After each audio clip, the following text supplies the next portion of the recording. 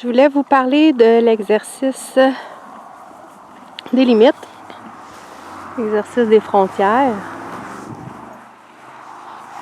Un exercice qui est très important à expérimenter avec les chevaux pour sa sécurité personnelle.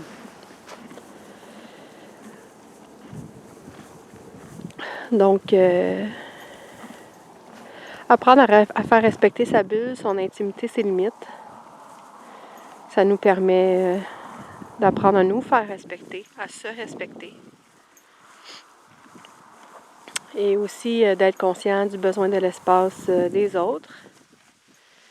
Permet également d'établir des relations basées sur le respect et la confiance. Donc,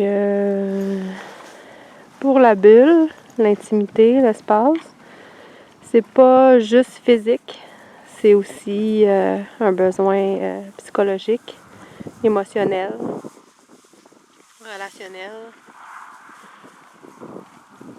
On peut avoir besoin de temps, on peut avoir besoin de plus d'espace, on peut avoir besoin de ralentir ou de diminuer la pression qu'on reçoit de l'environnement, d'une situation, d'une personne, les pressions psychologiques. Ça peut aussi limiter un abus. Donc, c'est un exercice qui nous permet de prendre soin de soi, de prendre notre place et de faire respecter nos besoins. Qui nous permet aussi de rester dans notre centre, à l'intérieur de nous, en paix, équilibré, bien avec soi, bien avec les autres. Ça nous permet d'établir des relations qui sont plus authentiques. Beaucoup de conditionnements qui sont associés à son besoin d'espace, de souvent se négliger pour plaire aux autres, pour accepter les autres, pas être dans le rejet. Les limites sont parfois perçues négativement. Donc, il y a beaucoup de prises de conscience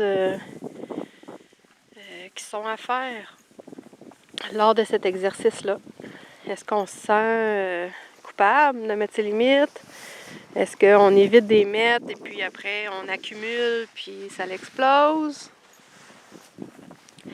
C'est quand je dois mettre mes limites? De quelle façon? Pour que ça soit bien perçu? On a souvent beaucoup de questions à ce sujet. Je pense que ça peut grandement nous aider aussi lorsqu'on est parent ou qu'on a des animaux de compagnie à rétablir les limites qui nous plaît, qu'on est confortable et puis qu'on accepte de mettre en avant. Donc pour l'exercice, les participants, quand ils viennent ici lors des ateliers de groupe ou les suivis individuels, c'est des exercices qui sont tout d'abord pratiqués entre participants et avec moi-même pour vraiment prendre conscience de son besoin d'espace. Le besoin d'espace, il vient lorsqu'on se sent envahi. Donc, les déclencheurs viennent du corps par une respiration qui peut être coupée, une tension ressentie dans le corps, un mouvement de recul, se sentir figé aussi.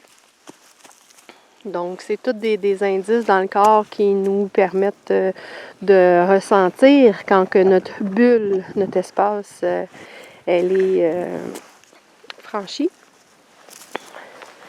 Donc, ces indices-là, c'est vraiment des indices qu'on n'est plus bien, on n'est plus dans notre centre, on n'est plus équilibré face à l'approche d'un cheval, face à l'approche de quelqu'un, face à une situation dans laquelle on se trouve. Une énergie même, une énergie qui est dégagée par quelqu'un, par une situations, des fois on trouve que c'est lourd. Donc, c'est quand qu'il faut mettre sa limite, c'est quand on est plus bien. Alors, c'est ressenti dans le corps. C'est le corps qui nous permet de réinstaller le calme, faire respecter son besoin d'espace. Donc, après ça, les participants les pratiquent avec le troupeau de chevaux, en liberté, avec l'outil qui s'appelle bâton carotte. Il permet vraiment de pouvoir distancer un cheval de notre bulle ou même pouvoir arrêter un mouvement d'un cheval vers nous, comme Merlin ici qui se présente. Donc, on peut le brandir, là, il veut le sentir. Donc, c'est vraiment un outil qui est neutre, c'est un outil qui est pas punitif. C'est vraiment l'extension de notre bras pour nous faire davantage plus grand, plus gros, plus puissant, parce que le cheval il est quand même plus gros que nous. Donc, on a besoin de cet outil-là pour faire bien respecter notre espace. Donc, voilà, on peut le mettre ici au poitrail du cheval et demander en poussant un recul. Et quand il recule, on cède. Donc, on peut accepter qu'un cheval rentre dans notre bulle, quand on se sent bien, on se sent équilibré, on sent que dans notre corps, on est en équilibre. Donc, on fait le contact avec le cheval. Et puis, lorsqu'on sent que l'animal s'approche trop vite ou qu'on n'est pas bien avec ce contact-là, avec l'énergie du cheval qui est dégagée, des fois, il y a beaucoup d'interactions aussi au sein du troupeau, puis on n'est pas toujours... c'est pas toujours... calme. Donc, on a des petites des agitations. On peut parfois nous demander de réinstaller nos frontières. Donc, bien évidemment, les frontières avec les chevaux ne sont pas pratiquées seulement avec le bâton carotte. On le pratique aussi avec notre énergie, notre niveau d'énergie, avec notre langage non verbal. Donc, pour amener un cheval à bouger, à se déplacer, à reculer de notre espace, ça nous prend aussi une bonne cohérence avec notre corps, notre ressenti et une grande confiance en nous.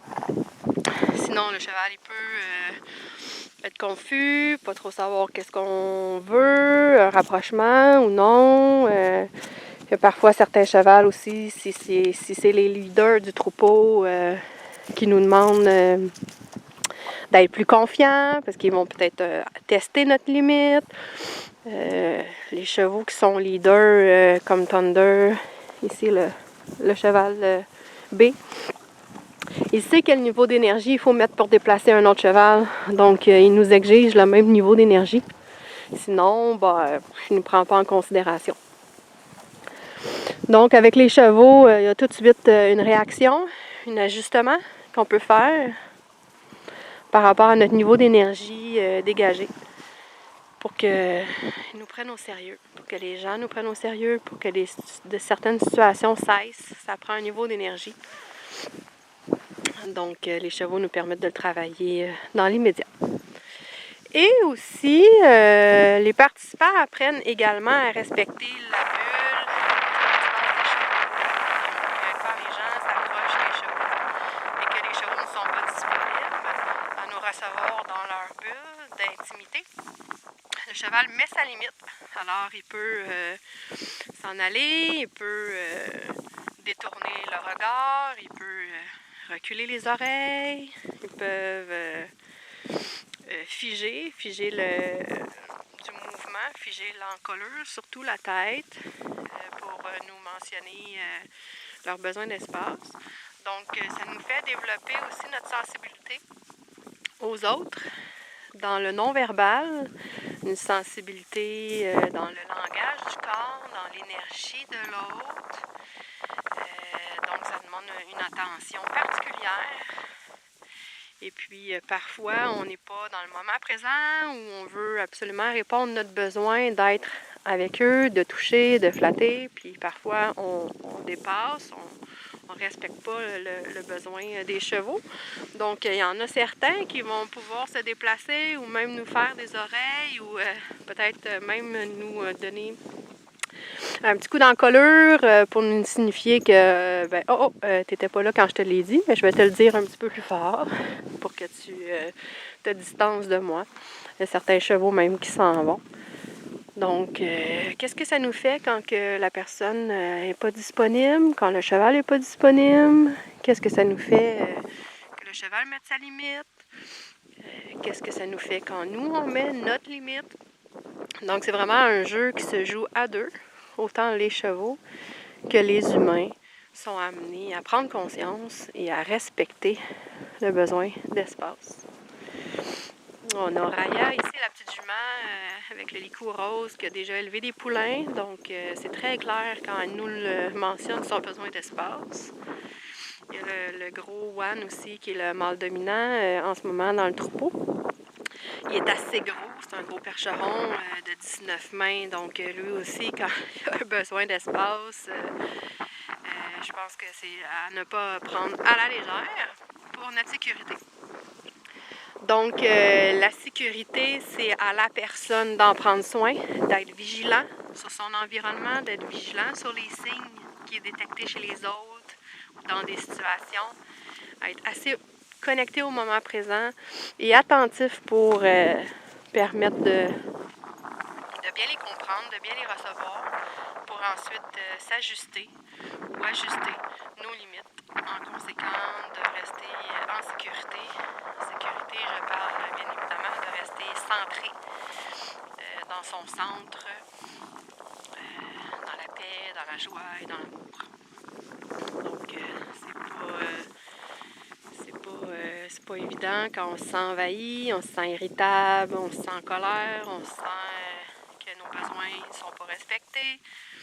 Donc, c'est à nous, finalement, de se responsabiliser par rapport à ça et d'en prendre conscience, de ne pas attendre que ça vienne de l'autre, de ne pas attendre que ça soit bien compris. Donc, les chevaux, eux, ils nous ramènent tout de suite à l'essentiel du moment présent et de se prendre en charge.